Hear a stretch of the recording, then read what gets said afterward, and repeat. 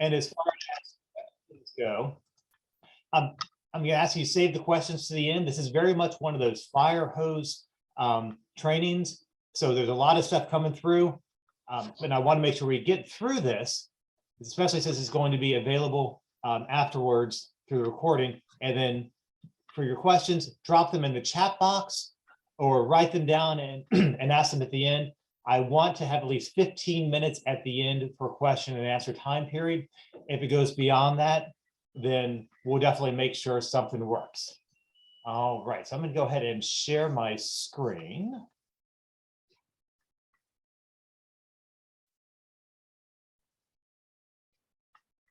And I thank you all for your patience as we get everything set here. So just take a moment. All right. So before I get started, I just want to make sure that we all see the Thrive effective advocacy during the General Assembly session on your Zoom. Is that correct? Mm-hmm. Correct. Excellent. All right. So as I say, my name is David Smith, and I recently started in Thrive Advocacy Solutions. The purpose of this organization that I've started is to really equip smaller organizations and individuals to be able to advocate effectively for what they're passionate about. My background, I had really not been all that politically active until I ended up getting arrested and spent 16.5 months in solitary confinement. I get out and I realize things need to change. Since I got out back in 2016, I've been doing advocacy through the Virginia Coalition on Solitary Confinement. I was their chair for a little while, several years there. I recently stepped down after we began to get bipartisan support. And I was very excited about that. I figured that was a good time to move on. I also serve on the board of directors for OAR Richmond, where we work with folks returning from prison and jail to really equip them to succeed in life. And I'm on the board of Safer Virginia, which is an advocacy organization in Virginia that focuses on issues around sex offender laws, registration, and collateral consequences. So that's what I do, as well as working for delegates as an aide during the session. So I'm on both sides of the door, and I think that's really one of those unique perspectives I'm able to bring as both an advocate and a staffer. So as I said, we've got a little bit less than an hour, so let's just go ahead and hop on in. So what are our goals today? We're going to be looking at several things. I hope to achieve several things. One, I hope that we learn how to monitor legislation. I'm saying this is going to be specific for Virginia, but I'm pretty sure you guys in the other states will have something similar to this as well in your situation. How do we make contact with legislators? There are lots of different ways to do it. What's the most effective way to influence their votes? How do we communicate persuasively? We can all talk to somebody, but are we getting our message across in a way that's going to convince that person to vote yes or no on legislation? So, hopping right on into this, monitoring legislation. You can't advocate if you don't know what's out there, right? If you don't know what other bills are out there, either for or against your position, you're not going to be able to effectively make sure that the policy goals you have are instituted or maintained. So in Virginia, we have several different sources for information. We have the Virginia Public Access Project, we have Richmond Sunlight, and we have LIS. VPAP, Virginia Public Access Project, is really the original behind the scenes type website in Virginia. They have been doing bill tracking and campaign finances for years. They have a very easy to use interface, and they have great news on their site as well. I encourage anybody doing advocacy in Virginia to sign up for their newsletter. You can do that at vpap.org. I read that every day. I have about a 15-minute walk from where I park to get to the General Assembly offices, and I'm reading that email as I walk, reading the different news stories, so I know what's happening in Virginia. They also do a great job bill tracking, so you can see where your bill is moving, as well as campaign finances. If you want to know who has the ear of the legislator you're trying to influence, you want to see who's giving them money. And VPAP puts all of that out there in a very easy to use format. So if you're trying to do advocacy in Virginia and understand who has the financial influence over those legislators, VPAP is your source to go to. Richmond Sunlight is another site similar to VPAP, but it focuses more directly on the bills. So you can, on Richmond Sunlight, track bills. You can even socially track bills. So you can make your bill tracking list public to other people so they can see whose bills you're tracking, and you can see whose bills they're tracking. An interesting feature on Richmond Sunlight is the ability to add public comments to bills. Now, these are not official on the record in the House or Senate committees public comments. These are basically like public comments like you might see at the bottom of a news article or on Facebook or something like that. But it gives you an idea of what some of the talking points for or against a bill you're working on might be. So I've really found a lot of good insight by looking at those public comments on the bills on Richmond Sunlight. And finally, there's LIS. This is the official Virginia website for legislation, lis.virginia.gov. This is going to have the most up-to-date information. It is not the most user-friendly. That's why I start with those other two over there. But they are going to have all the updated information. Everything else as far as bill tracking comes from LIS. You can do a lobbyist in a box there for free, where you can track certain bills, bills introduced by certain legislators, bills with certain keywords, and it's all free. It's a very robust tracking service they offer. So it's not the most user-friendly. VPAP and some Richmond Sunlight are more user-friendly, but LIS is going to have the most up-to-date information. So between these three, if you're in Virginia and you're trying to track legislation, these are the three sites you should be looking at. They're going to tell you when things are going through. They're going to show you when a bill is going to be heard in subcommittee, committee, on the floor, things like that. They're going to show you the votes, who voted for or against bills. So these are your resources that you want to be using during the General Assembly session to track your bills and see how they are moving forward or how you can stop them. Budget amendments. Budget amendments are a little bit of a different beast than tracking bills. You need your budget amendment if you've got legislation in Virginia that's going to have a fiscal impact.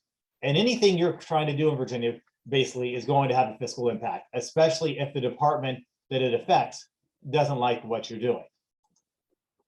So budget amendments are changes to the budget. A budget's already been proposed by the governor, or it's already been voted on the previous year. In Virginia, we have a 2-year budget cycle. So this year is all about the budget amendments. There is no budget up for debate. Every bill with a fiscal impact needs a budget amendment.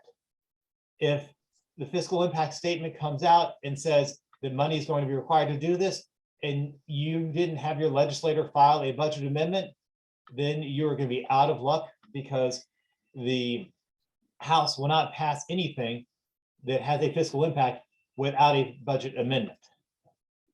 But the good thing is these are really simple for your legislator to file. We were filing some in the office yesterday, and literally it's like 3 clicks. You put the bill number in, you put the amount of money in, and you press submit. And that's really all it is. So if you realize you need a budget amendment at the last minute, this is something your legislator or the LA that's working on your bill, that's introduced your bill, can do very easily. Now let's talk about tracking budget amendments. Tracking budget amendments is very difficult. This is probably the most behind closed doors part of the General Assembly session. They're very hard to track, even if you're on staff, even if you're a legislator. If you're not part of the right committee, you have a really hard time tracking what's actually happening. It's all basically behind closed doors. The budget amendments are debated in private. It's usually about 3 or 4 delegates and 3 or 4 senators in the room. Their staff might not even be in the room where they're having these discussions. So nobody really knows what's going on.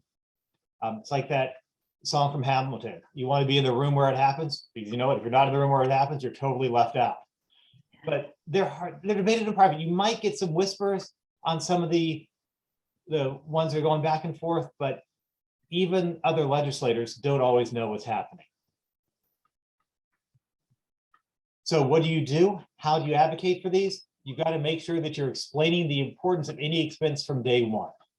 When you're introducing a bill and you know there's going to be an expense to it, make sure that's part of your day one advocacy. So when you're going to these legislators, you're going to say, look, this is a great bill. This bill is going to expand TANF benefits. It's going to have a great impact in our community. It's going to lift people out of poverty. And you might be saying, you know, big picture, that's going to be more tax money coming in. That's going to be people off of these other benefit programs. But I know there's going to be upfront expense for this. So there's going to be a fiscal impact on it. But this 500, 5 million, whatever it might be, fiscal impact is going to be worth it for our Commonwealth. So make sure they know about it on day one, because no legislator likes to be surprised with their bill or a bill they're trying to support all of a sudden costing X amount of dollars. Okay, so you want to talk to these legislators, right? You need to tell them about the bills. You need to tell them about the fiscal impact statements, about budget amendments. So how do I contact my legislator? The old school phone. I mean, this is about as old as it gets almost, but this is also very effective. Anybody who takes the time to actually pick up a phone and call their legislator or call another legislator that might be hearing a bill they're supporting in their committee or subcommittee, that is powerful. That's a lot more influential than an email. Going in person. My first time going to see a legislator, I think I look kind of like this, but slightly older. Wide-eyed, scared. I didn't have a briefcase in my hand, but I had like this little portfolio, a little leather portfolio I had with all my little papers shoved down into it. I'm sure I pretty much looked like that. And but it's after you do it a few times, it's not nearly as scary as when you start out. And also that FaceTime is really the most powerful way. I'm pretty sure that the solitary bill that passed out of committee and Senate yesterday got another vote because we had a group of impacted citizens, impacted individuals, go visit legislators on Wednesday, the first day of session. And that got us a new Republican on our side voting for it. So very, very important if you can get in person. Email. Email can be a beast because the legislators know that all you need to do is type in one email and then you can copy and paste every single legislator into that CC or BCC box. But if you send an email, sending an email is good. If you send an email that is personalized with your experience, it's not just the form letter that somebody's given to you. SALT does a great job with form letters, and those have had a powerful impact. The mass emails that SALT was able to do got solitary confinement on the radar and got us support from leadership in the Senate. But if you're trying to influence something, a form email is good. An individualized email is even better. And when you send an email and you're sending it to your legislator, to your senator, to your delegate, make sure you mention that you are their constituent. As a constituent, you get bumped to the top. So when you say, hey, I live in your district and this is what I care about, that's getting more emphasis on their votes than if you live on the other side of the state. But still, if you live on the other side of the state, send that email to the legislator so that they know that this is an important thing in their state. And finally, committee hearings. In Virginia, we're still doing them virtual, so you can be in person in Richmond, but if you can't do that, you can still get online and do it. I think the most powerful testimony at yesterday's hearing on solitary confinement was by Alexander Bailey, who is based out of the Metro DC area. She's a sentencing project staffer up there, and she worked on solitary over the summer with us. And she was able to eloquently describe some of the horrible things that the Department of Corrections tried to do during our study. And I think that also probably swayed that one Republican vote to go from a no to a yes. So just because you can only get online, just because you can't make it down to Richmond, doesn't mean you can't still have your voice heard in those meetings. we'll get into a deeper dive about what to do or how to speak, how to arrange your discussions in those meetings a little bit later on, which is right now, actually. How do I communicate effectively? You can go in and talk to a legislator and you can end up shooting yourself in the foot. I was with a new advocate one time and we were meeting with a legislator and we hadn't really discussed exactly what we were going to say.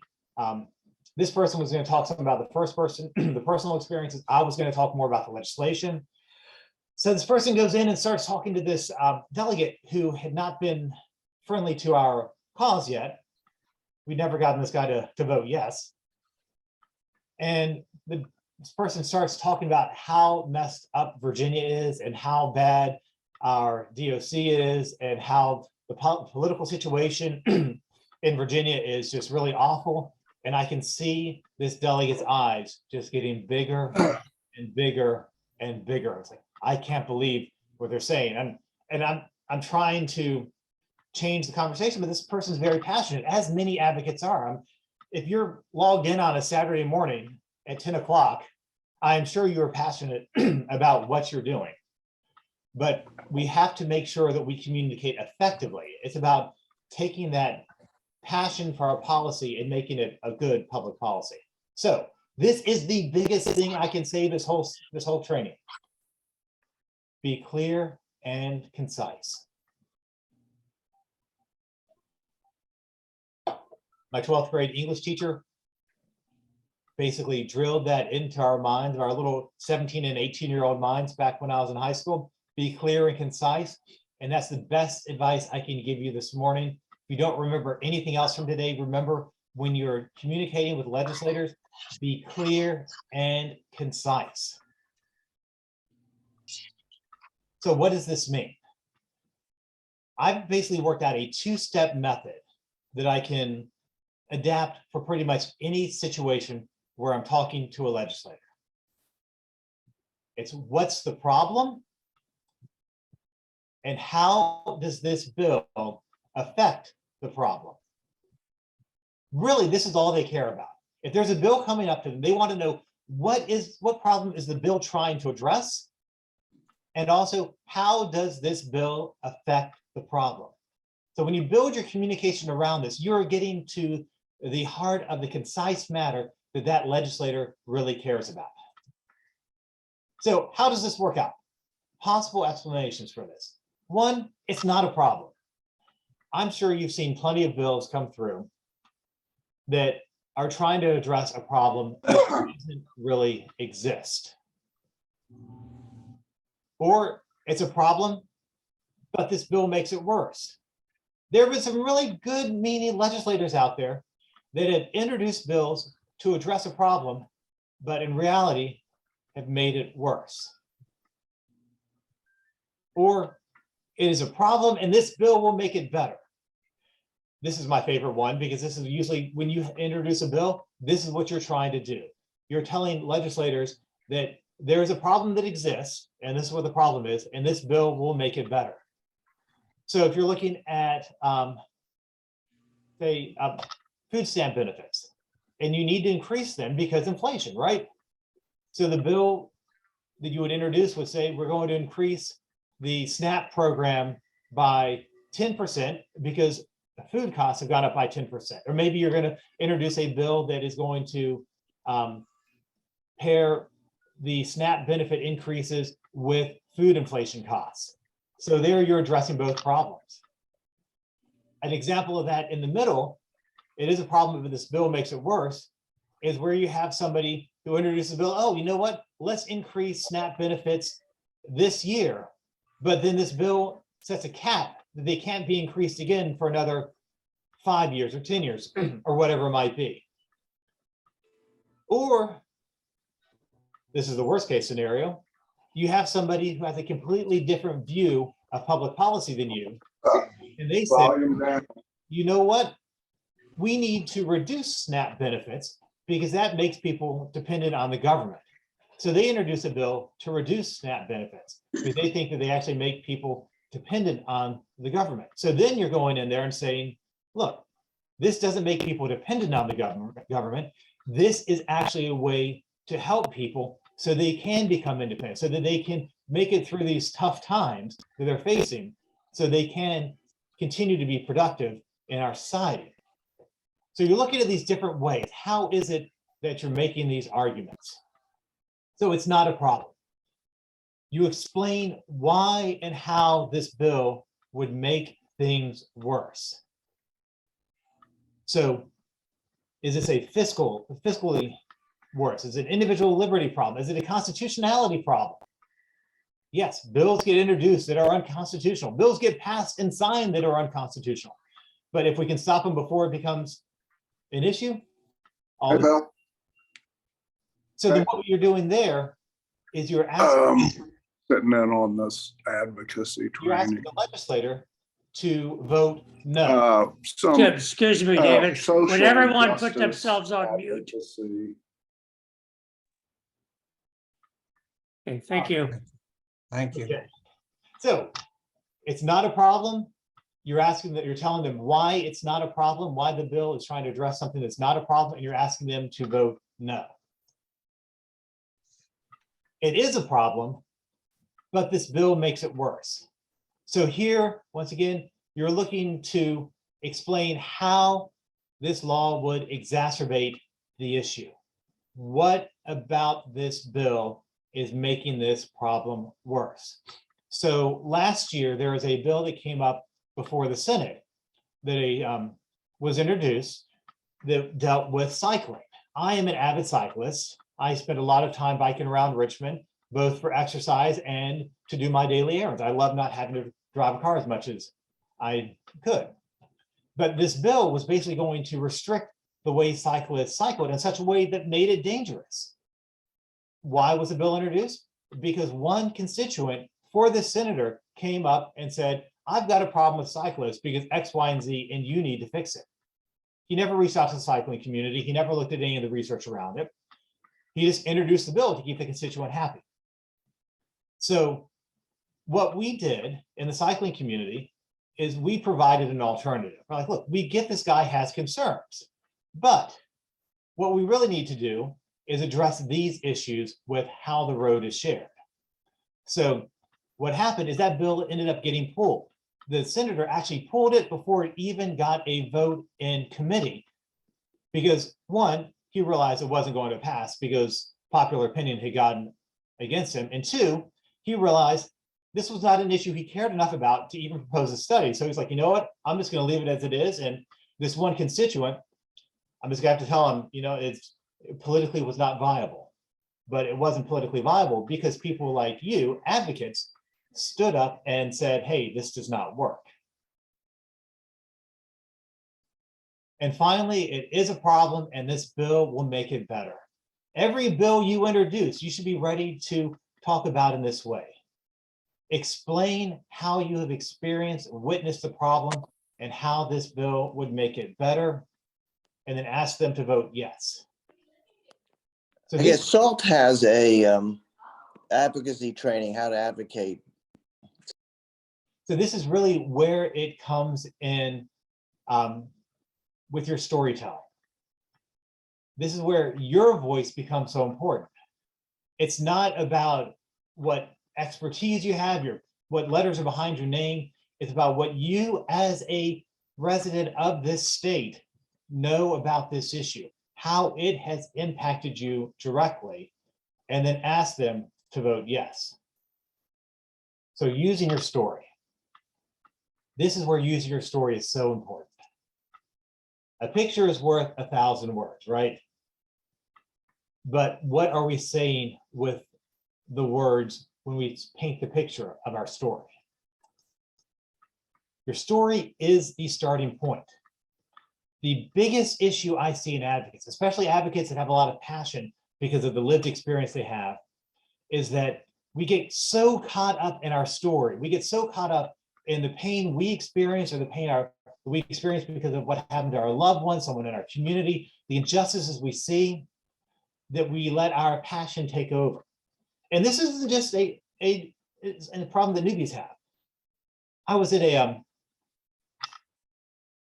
a public forum a couple months ago, and one of the folks I consider a mentor of mine in advocacy, she's been doing this for years. She got up to speak. She got up to speak, but she didn't have any notes with her. She hadn't thought through what she was going to say. And she spoke very passionately, but we all knew, and she knew, that she'd lost her train of thought. She couldn't remember what point she was trying to make. Her stories were great, but they weren't going anywhere. And so after several minutes, one of the panelists very nicely asked her, but she knew her, they were friends from years of working together on issues. It's like, do you remember what you're trying to say? Can you summarize your point? And she just looked at them and was like, you know what? I don't remember where I was going with this. And sheepishly sat back down. And I've had that experience too. I'm sure many of you guys out there, if you've been doing this for a while, you've probably had that experience as well. You start talking, you get passionate about something, you get those stories in your mind, and then you forget where you're going. So your story is the starting point. When you tell your story, remember that clear and concise thing we talked about a few slides ago? When you tell your story, you want to be clear and concise.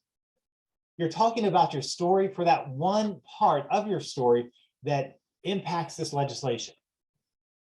So when I would talk about solitary confinement, for my time in solitary confinement, those first few legislators I talked to, I'm sure I talked to them for 15, 20, 30 minutes, as long as they let me talk about what I went through in this Norfolk City jail, about how little time I got out of cell, about all the horrible things I saw going around. I would enumerate every single thing that I saw, from the guy down the hall that was just wasting away, to the bed bugs, to what the guards would do, to the lack of rec time, to the showers, issues with this and that and the other, and just keep on going and going and going, because it was all so important to me.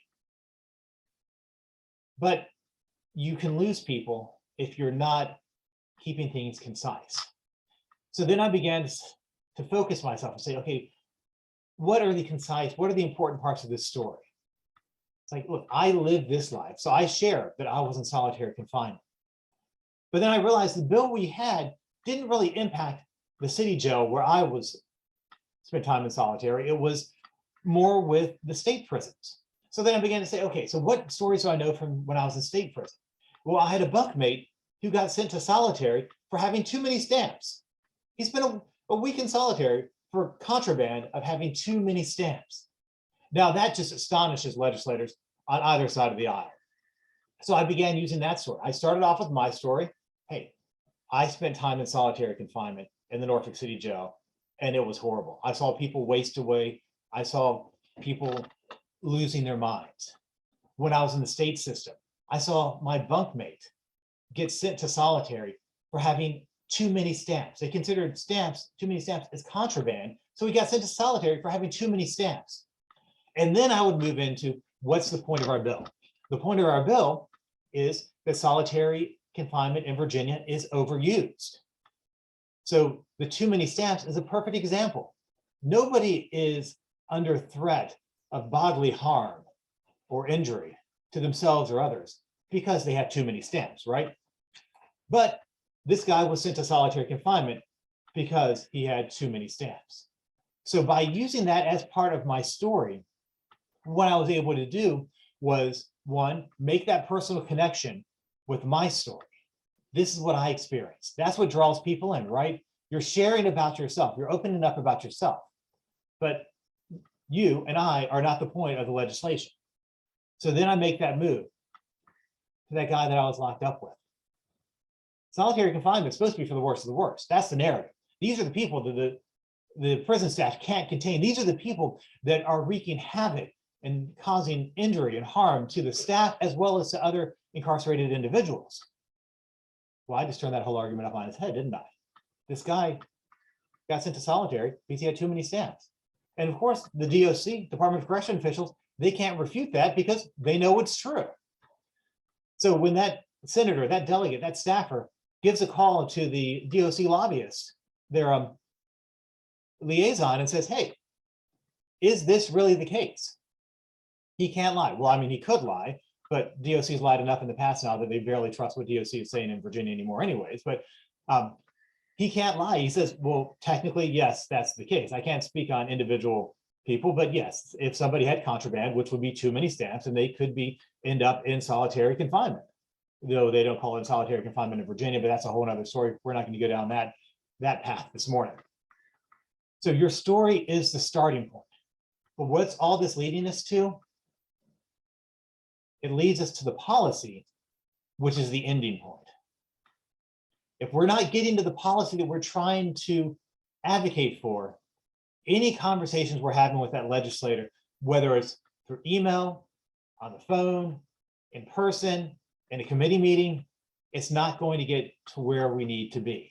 So you start with your story, you start with where you are, and then the ending point is that policy goal. So when you're writing your letters, when you're figuring out your script for the phone call, or for the email, or for your testimony, you start with you. What about me is unique? Maybe it's the letters behind your name. Maybe it's something that you live personally. Maybe it's something you saw happen in your community. Maybe it's something that happened to a friend or a loved one. That's where you start. And then you have to be very clear about how that connects to the policy endpoint. For me, when I'm talking solitary, I have to make sure that I don't get stuck on me. I don't get stuck about the horrors that I experience. Because horrors are horrible, but they're not a policy solution, are they? I need to get to the policy solution. The policy solution is restrict the charges to get somebody into solitary confinement. Limit the amount of time people are kept in solitary confinement. Look at alternatives besides solitary confinement. Those are policy solutions that I'm looking at when I'm talking about solitary confinement. Yours might be different. When you're talking about TANF benefits or SNAP benefits, you're looking at, this is the problem I see in my community. I see that there's a problem with food insecurity. I see this because I struggled with it myself. A family member did. And this is what we experienced using these benefits. They weren't enough for a family of 3 to last a whole month. I had to go to 3 other food banks during that time period, or a community fridge or community pantry during that time period in order to get enough food just to feed my family. So therefore, the policy then is, let's increase the maximum SNAP benefit, things like that. So you're starting with your story. You're telling your story, because your story is powerful. It's you and it's your voice, and it's making things real to that legislator. Because let's be honest, most of these legislators do not spend time in prison. They don't have a loved one who went through prison. They don't have a loved one struggling to make ends meet that needs an increased TANF benefit or needs an increased SNAP benefit in order to survive. That's not their world. That's not the people who have their ear. I can guarantee you those donors dropping $20,000, $50,000 on their campaigns do not have the same type of financial struggles of the folks that we're advocating for here in SALT. So we need to make those struggles real for them. And then you take it to that policy ending point. Make sure you're always clear. The TANF increase would have the benefit of getting this many people above the poverty line. It would allow this many people to be able to take care of their needs so they can focus on improving their situation, so they can get that better paying job. They can get that childcare that allows them to be able to provide for themselves. So you're looking at what are those issues. That's it. Using your story, start with you, but get to the policy. Now we are at question time. We've got about 19 minutes for questions. This is great. Last time I did this, I did not have enough time for questions. So I am happy we get some time for questions here. If I'm going to stop sharing my screen, there we go. I can see everybody. I can pull up the chat box and see what we've got in there. If there's anything there. Okay. So either way, if you've got any questions, please drop them in the chat box or raise your hand. I believe I've got everybody on the screen, so I can see any hands being raised right now.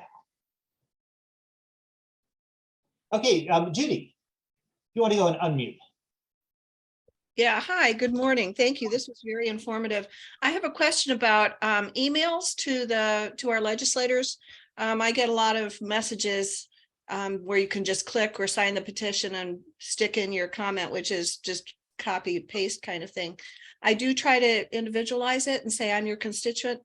My question would be, you mentioned doing it not only to your legislator, but also to legislators across the state. And do they count those, and how effective are those if it's a legislator that's not your personal legislator, not your representative? Yeah, so basically we have a tier system.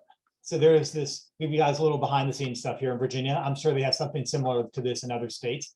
We have a online service called IHOD in the House of Delegates.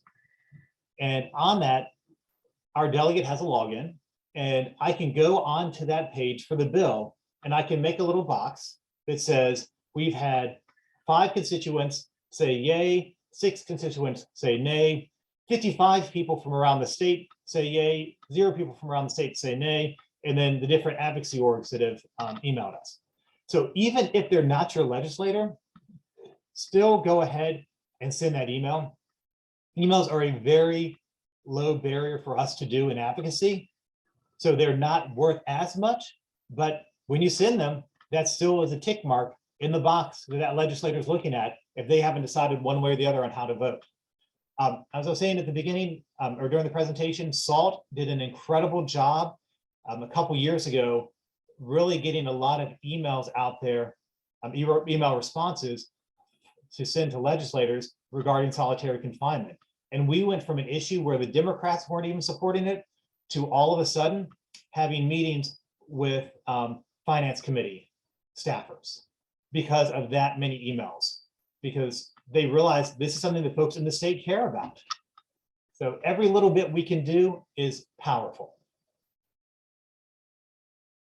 Great question, Judy. What other questions do we have this morning or comments? What about inmates telling their stories? Can families post these stories for their loved ones in public forums or officially? Yes.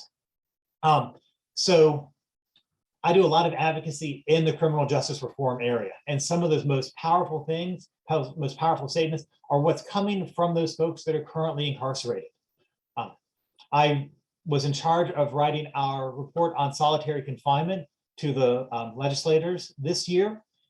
And I would say we had 3 or 4 pages of folks that are incarcerated who had shared their stories with us specifically for this report, and we included them in that report. And those first-person stories are powerful, especially when they include their name and their inmate ID number, because when that happens, that means that that legislator now knows that this person is willing to risk retaliation for what they're saying. Unfortunately, retaliation is a real thing in the prison world. So if you have a loved one that is currently incarcerated, always check with them first before sharing their story publicly. But yeah, so you can share this in testimony. As I say in the beginning, we were talking about your story is their story. You're communicating their story. You can share this at rallies and public events. Today in Richmond at 1 p.m., there is a rally put on by the Virginia Prison Justice Network at Monroe Park. If you're down in the Metro Richmond area, I encourage you to show up. You'll hear people reading letters from folks that are incarcerated, and the press will be there. TV, news, online press hears these stories, and some of the times they will follow up on them and actually work through these. And the press is really important. I didn't touch on this today, but press coverage of an issue is really what moves a lot of legislators. It might be different in other states, but in Virginia, if you get something in the print media, Richmond Times-Dispatch and Washington Post are the 2 big ones. And then the secondary papers, your Virginia Pilot / Daily Press in Hampton Roads, your Roanoke Times out in the southwest part of the state. When something gets in the printed press, the legislators start paying attention. So if you're at a rally, you say something and there's somebody, a reporter there that's going to be writing a story about this, that is so strong that you can do this. All right, next question, Judy, how do we find out about committee meetings and how can we attend online? All right, so if you go to LIS, let me go ahead and grab that website while I'm talking here. if you go to lis.virginia.gov, you can search for the bills. Drop that right there. You can search for the bill there, and when you click on the bill, it'll show you what committee or subcommittee it's been assigned to. Then when you click that link, that will take you to the committee or website on LIS, and there you click on agendas. This is a lot of different steps here. Bob, this might be a good thing for us to follow up with, just like an email going out to everybody with all these steps on it. And then when you click on the agenda, then for the day you see your bill is on the agenda that day, there's going to be another link to click to sign up. So if you're doing it virtually, that's how you would do it. If you want to do it in person, you see when the meeting's happening and you just show up at that committee room. I would recommend getting there at least 5 to 10 minutes beforehand, because they get really full. So you get there and then they will have the bill be called. And when the bill is called, the delegate or senator gets up there and talks about the bill. And then they'll ask for people for and against the bill. And when they say whichever side, that's when you get up and walk to the front. Doing it online, you register and you say, I'm for or against this bill when you're coming in. And the room moderator, which is one of the staff members for the General Assembly, will then pull you up, make you live in that committee room so you can provide your testimony. Did you give incarcerated people guides about how to tell the story? Yes, once I realized we needed that. I mean, I don't always realize what I need until I see it in other people. You know, you can't always see your faults until they're mirrored back to you. So yeah, now whenever I'm working with somebody who is going to be telling their story, I always make sure that we work through this process of how do I get from my story to the public policy? How do I do that clearly and concisely? I just did this virtually a few days ago with some folks that had never talked to a legislator before. And it's scary, it's intimidating, right? So anytime you can do this ahead of time and work through what the issue is, what you're experiencing, what you have experienced, and how you can share that story, and then bring that forward to that legislator, to that staffer, and say, this is what I've experienced, it's powerful. So how do you prepare for that? Definitely do it ahead of time. Spend some time talking in front of a mirror, talking to a friend, your partner, going through that, what you want to say. Also, and just as important, think about those questions that might be asked. The whys, the what other solutions are there? The things that that delegate or that senator or that staffer might ask that is in opposition to what you think. Bob posed, what if you don't have a personal story, but you just care about the issue? That's important too, especially if you're the constituent of that legislator, or you're sending emails to legislators. This is something that's important to you. You are a voter, you are a citizen, you are a resident of this state, and your voice is heard through these elected officials. So by reaching out to them and saying, this is something important to me, make sure you say why. I always, especially for folks that don't have that personal lived experience, I always say, hey, make sure you're linking to some of those news articles. I'm saying Washington Post, the Richmond Times-Dispatch, those papers that might be in your area, if you have a legislator in a different part of the state, and say, hey, this is why this is important to me. It does not impact me directly through lived experience, but as a society, it impacts me. What you're trying to do is create that empathy. You feel that empathy. You're experiencing that empathy. You want that legislator to experience that empathy as well, so that they vote the way that you want. How useful is posting a public comment on the committee's webpage for the bill? I'm going to say two things here. First, definitely do it. Always do that just to get in the public record. These are things that that folks go back to and look at. But when it comes to the actual vote that day, I don't know how many legislators actually look at that ahead of time. I know in the offices I've worked in, I've never been asked to pull the public comments off the webpage for bills that are coming up. So I don't know how effective it is at swaying an individual vote that day. But when we're looking at the big picture of things, when we're looking at multi-year fights for changes of public policy that we're trying to make, which is what I've been involved in the criminal justice area, you want to have that public record showing that people care about this. It might not influence a vote today, but that's going to lay the foundation for those votes in the future. All right, those are some great questions. Thank you guys so much. Yeah. Do we have any other questions or comments? Anything else, anybody else wants to share? Perhaps when you don't have a personal experience or a personal story, you should not be discouraged. You know, I was in Norfolk once and I picked up the local paper there, or the newspaper. And there was a story about a young man that was released 1 minute after midnight from prison so they could collect the per diem for that 1 minute, the daily per diem. It was the coldest damn day of the winter. It was Martin Luther King holiday. And he left there with no family or anybody to meet him, with a bus ticket and a $40 check. And, you know, I think when you read things like this, it should make you really angry, and you don't show anger, but at least you use that kind of information to say this isn't right, something needs to be done about it. But my suggestion is, you know, I think what David is saying is to have a fact sheet. And the fact sheet should make a strong case.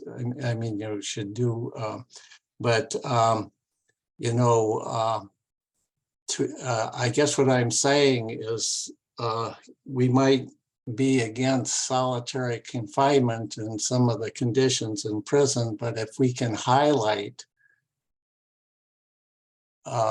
you know, the abuses, that makes a, you know, that makes a strong, it makes that hard for them to avoid, and it makes a strong case for our legislation in that area. So, but a best source for you is to like contact SALT or the Coalition for Ending Solitary Confinement.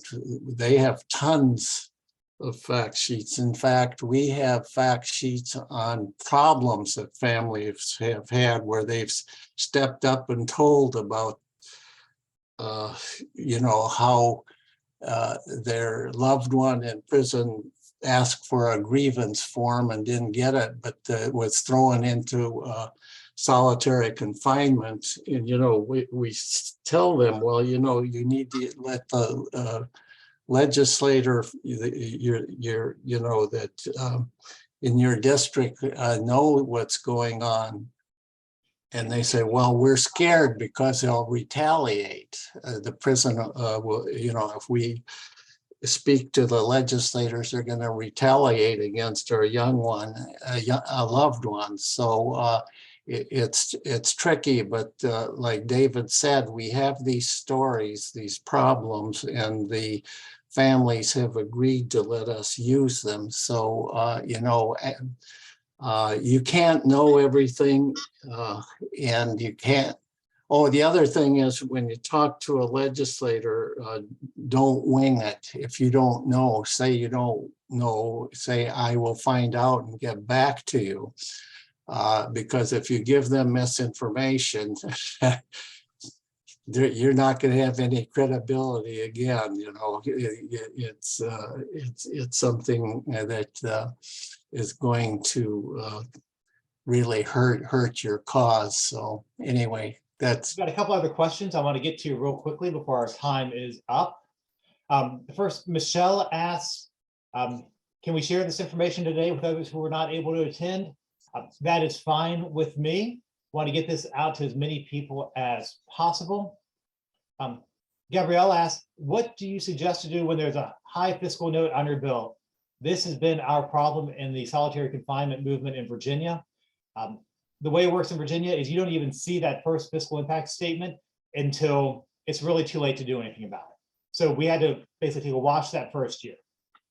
Second year, our tact was to say, look, this is not the case. There are other states around the country that are not having these huge, I think Virginia was originally like, it's going to cost us $35 million. That's, I think, originally might have been more than that, but $35 million in solitary confinement.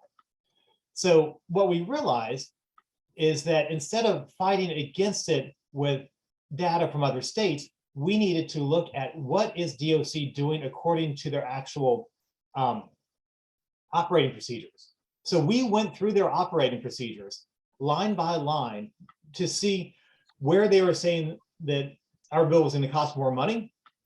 And we adjusted our bill to achieve the same result, but with a lot smaller fiscal impact statement. We got ours last year down to below $10 million to end solitary confinement in Virginia, which if we'd had friendly legislators on each side and in the governor's mansion, we would have passed. It wouldn't have been a problem.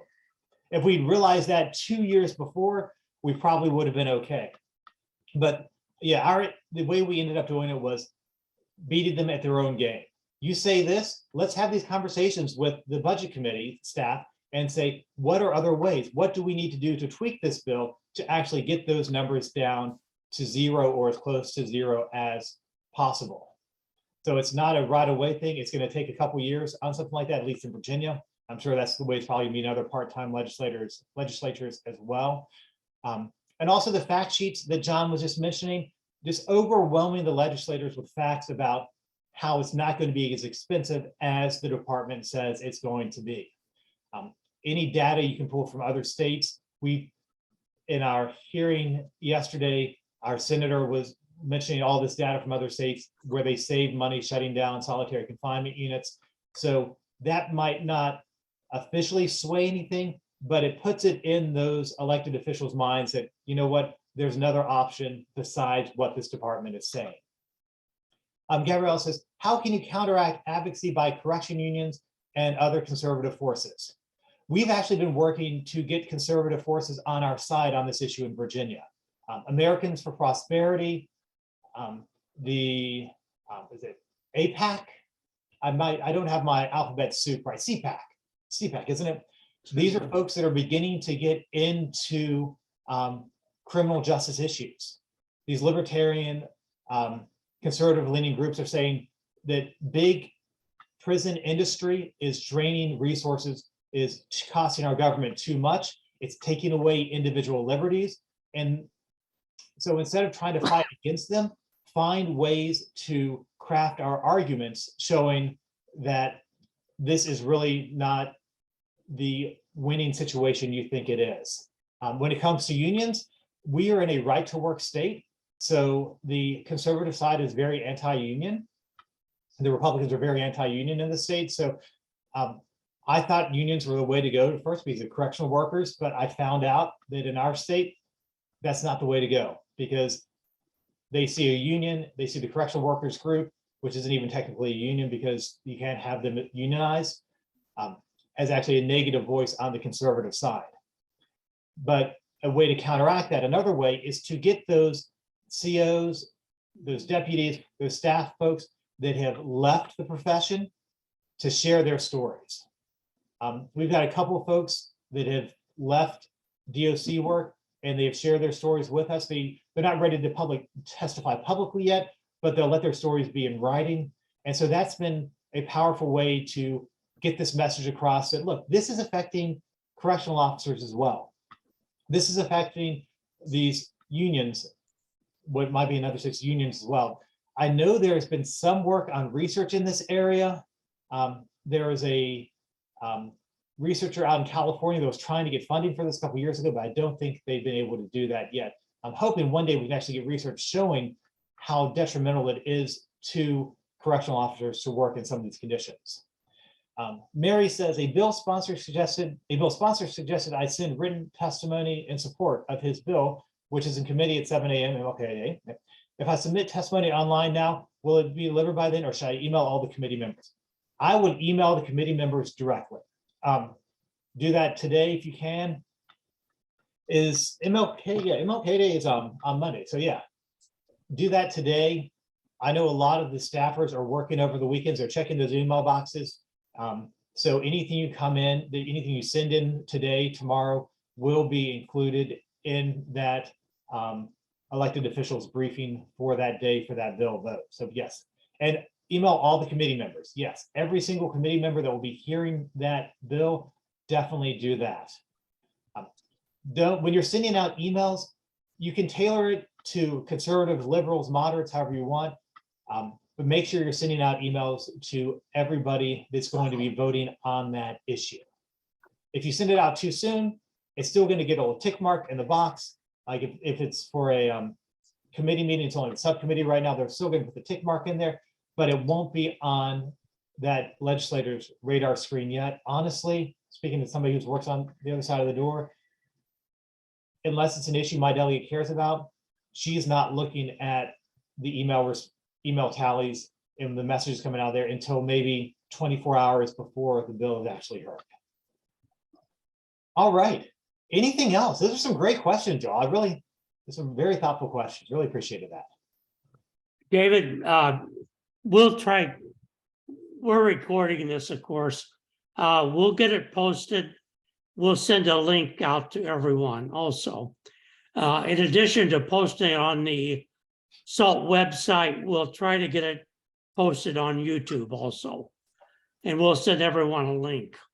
I also It's on our mailing list. So, thank you so much for that, Bob. I dropped my email in the comments as well in the meeting chat. So if anyone wants to reach out to me directly, just shoot an email to me. I'd be more than happy to chat with you.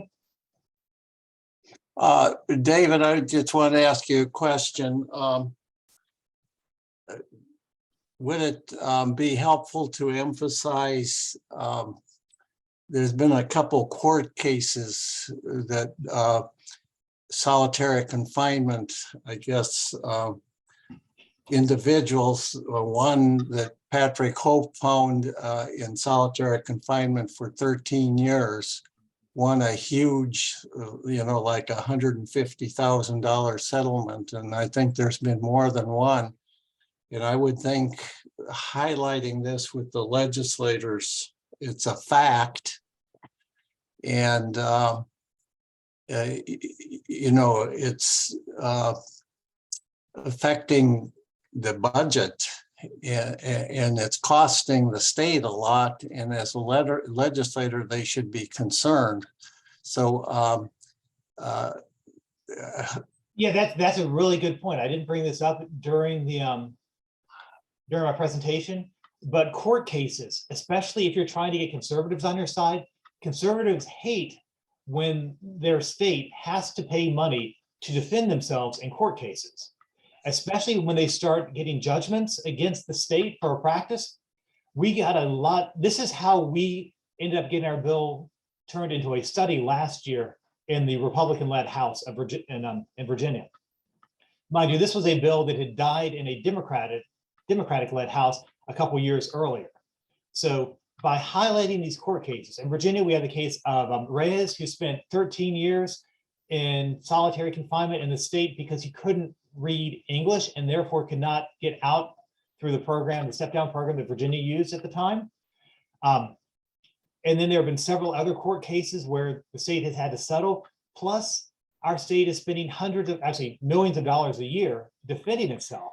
And all this is FOIA-able. So you can send a FOIA request to whatever organization, whatever department is overseeing your area and say, how much has your department spent on outside legal fees over the last year in X amount of area? And they will give you this information. And it's blew my mind. I was looking at the numbers recently. Assault advocate Chuck, who does some incredible work. He was sharing with me some solitary confinement or some legal numbers recently. And I think we spent about $1.3 million in Virginia last year alone on defending our practice of solitary confinement. Conservatives hate that. They don't want to have their practices defended. It doesn't matter how strong of a tough on crime guy you are. You don't want your state paying out millions of dollars to federal cases or to settlements with folks who are incarcerated over what they're doing. So yeah, that's another key thing. David, I think the focus also, you talk about the state paying, that's taxpayer money. Mhm. That's your money and my money that's being used, wasted. Excellent.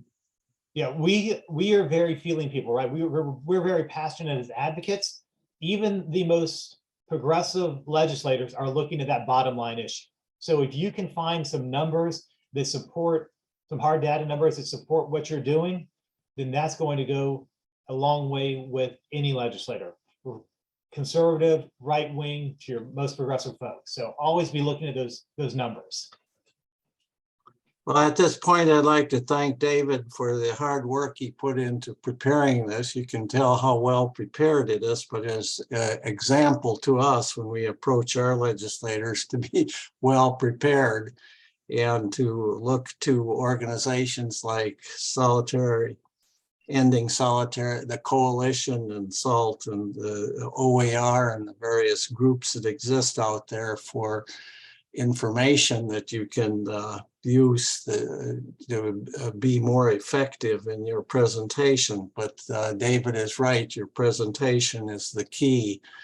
And when a legislator knows you have a passion for the issues, their antennas go up and they listen. And once you've met and you've given them information, the best gift you can give a legislator is not to come back. Stay on them, keep it on their radar screen. Ask them,